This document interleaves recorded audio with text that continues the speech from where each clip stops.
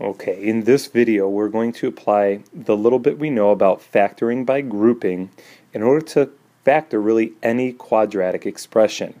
Now there is a shortcut to doing some of these, but the cool thing about factoring by grouping is that if push comes to shove, we can always rely on this to at least get started with factoring any quadratic. So the thing you'll notice that's a little bit strange about these problems is these only have three terms. Okay, the expressions that we factored before had four terms, which made it easy to pair up and factor by grouping. So your first task is going to be, let me erase that, the first task you're going to have is to try to write this trinomial as a term with, or excuse me, an expression with four terms, so we can factor by grouping. Begin by writing down the first term, x squared, and the last term, negative 28. And what I have to do is try to figure out a way of rewriting negative 12x as the sum of two other terms. So for right now, let's call it plus mx, and the other term nx. Now the big question is, what is m and what is n? The process you have to go through in order to figure out m and n is a little bit tricky at first, but once you get the hang of it, it's not that hard. The product of m and n needs to be the product of the first coefficient, which is the a value, or the coefficient of x squared. In this case it's a 1, and negative 28. So I have to multiply the 1 to the negative 28, and that's my product for m and n, which is negative 28. And what I have to do as well is the sum of m and n just simply needs to be that middle coefficient, or the x coefficient, negative 12. So my job now is to try to determine what are two numbers that multiply to be negative 28 and add to be negative 12. Now I like to go about this in kind of an orderly way so I don't waste time. If you know what these numbers are right away, of course you'd want to do it, but let's just pretend I have no idea what two numbers multiply to be negative 28 and also add to be negative 12. I would start by just using, I know 1 times a negative 28 would work. 1 times negative 28 is negative 28, but if you add 1 plus negative 28, you get negative 27, not negative 12. So that's not a nice combination. Well, what about negative 1 times a positive 28? That multiplies to be negative 28, which is what we want, but those add to be positive 27 again. It needs to multiply, or excuse me, those add to be 27 and doesn't add to be negative 12, so that won't work. Now I know 2 goes into 28. Let's go on to 2 times 14, rather, let's make it a negative 14. 2 times negative 14 multiplies to be negative 28, and 2 plus negative 14 does add to be negative 12. This is our winner. What that means is I can rewrite this expression instead of with an mx and an nx. I can replace a 2x, and then instead of a plus x there, let's make it really the n value of negative, oops, what just happened? Okay, we're going to make that a negative 14x in there. So basically whatever those values are that work, that's what you're going to replace those m and n values with. Now notice, I could add those up and I get 2x minus 14x does add to be negative 12x. So this entire expression is in fact equivalent to the original one. But what I've just allowed myself to do is I've created a trinomial, or excuse me, a expression that's got four terms that I can factor by grouping. If I pair up the first two, I can pull out an x, leaving an x plus 2. If I pair up the last two, because I have a negative in front, let's pull out a negative, and I think 14 is the GCF, so I can pull out a negative 14, and that leaves me with a positive x, and negative 28 divided by negative 14 is positive 2. Notice how I have the x plus 2's in common. So I can pull out the x plus 2, and I'm left with x minus 14 for the other expression.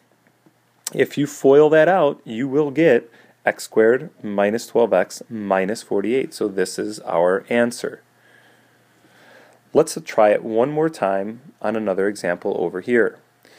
I have x squared plus 8x plus 15. I'm going to rewrite this as x squared, and then I'm going to write down plus 15 on that side. Now remember, what I'm going to try to look for, and I'm going to make a little room over here, if you don't mind, I'm going to erase a little bit of what I had in that other example.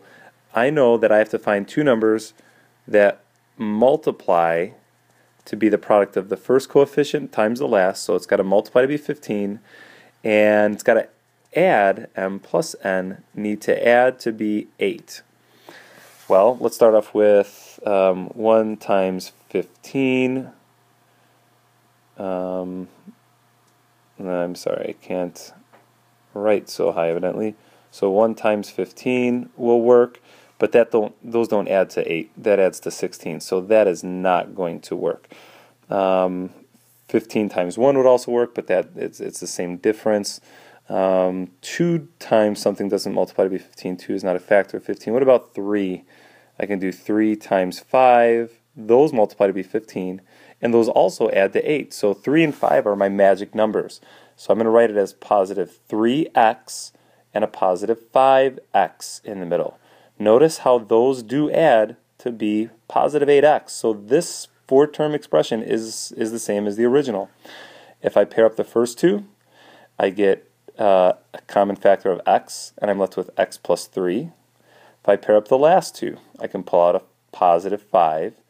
5x divided by 5 is x, and 15 divided by 5 is positive 3.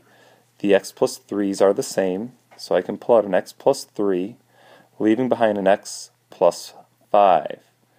And we're done. You can FOIL those out, and you would get the original. Now, I'm going to show you a quick shortcut that will work if you remember it. Now, I'm going to warn you, this shortcut only works if you have the form x squared plus bx plus c, meaning the leading coefficient's got to be a 1. If that's the case, what you can do is simply jump to the following. Let's go back to example 1 for instance. Okay, it was x squared minus 12x minus 28, right? What you could have done right away is just said, all right, I'm going to set up my two parentheses. You know you're going to have an x and an x here because x times x makes x squared. So I'm going to start off with that. The numbers that go here and here are the same exact numbers that you use that multiply, to be negative 28, and that add to be negative 12, which remember we figured out to be negative 14, and positive 2. So I can put a negative 14 and a positive 2, and I'm done. If you FOIL that out, you're going to get the original problem. You actually don't need to factor by grouping. In much the same way, I could have done the same thing for example 2. Just to show you, in example 2, we had x squared plus 8x plus 15. I could have set up my two parentheses, x and x. And remember, the two numbers that multiply to be 15 and add to be 8 just turned out to be 3 and 5. So I could have used a positive 3 and a positive 5 and been done with it. This is the way I did it when I was in school. That was a little bit faster than factoring by grouping. So feel welcome to use that if you recognize it. The next thing that I want to show you, however, is a little bit trickier, and you're probably going to be better off trying to factor these guys by grouping, because check it out. The shortcut I just showed you does not apply. Do you see that leading coefficient? It's not 1. You cannot simply just go x and x. First of all, because if you were to FOIL this out, x times x is x squared. And that's not the same as 3x squared, which is really what you want. So you can't do that shortcut. Here, we're going to need to rely on factoring by grouping. So let's do it. I'm going to write down 3x squared. I'm going to copy down that last term 10. What I have to do is figure out what the magical middle numbers are going to be, which, if you remember, what I have to do is m times n needs to be the product of 3 and 10, the first and the last. So in this case, it's got to multiply to be 30. And m plus n have to add to be negative 17, that middle term. So let's start off with a couple values. I know I could use, let's say, now by the way, because they have to add to be a negative here, if I use like 1 and 30, I don't know why this is not writing all of a sudden, 1 times 30, that multiplies to be 30, but that adds to be 31. It's not negative. We'd have to have both of these guys being negative factors. We'd have to have both these guys being negative factors. So negative 1 times negative 30 is still positive 30, but they don't add to be negative 17. They're negative 31. Not going to work. 2 goes into 30. Let's try a factor of negative 2 and times negative 15. Those multiply to be positive 30, but if you add negative 2 plus negative 15, we're getting negative 17. Those are my two winning middle numbers. So I'm going to put 3x squared minus 2x minus 15x in the middle.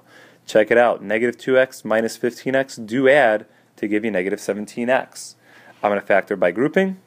Out of the first pair, I can only pull out an x, leaving behind a 3x minus 2. Out of the second pair, I'm going to pull out, that was supposed to be a plus 10, right? Because it was a positive. I can pull out a negative 5. Now I'm pulling out a negative because there's a negative sign there. And if I divide negative 5 into negative 15x, that's going to leave a positive 3x. And 10 divided by negative 5 is a negative 2.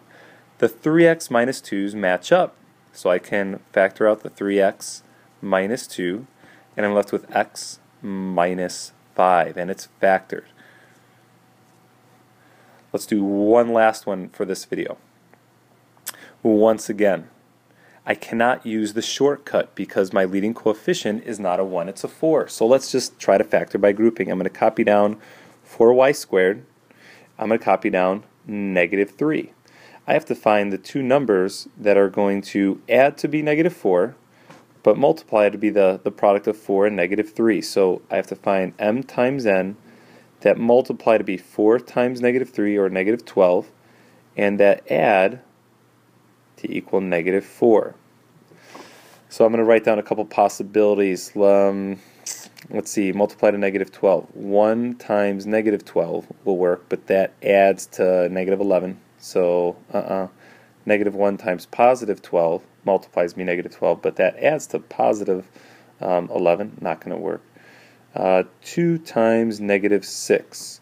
2 times negative 6 is negative 12, and 2 plus negative 6 is negative 4. Winner right there. Those are the numbers I want. So I'm going to write a positive 2y, then a minus 6y, and those do add to be negative 4y. I'm ready to factor by grouping.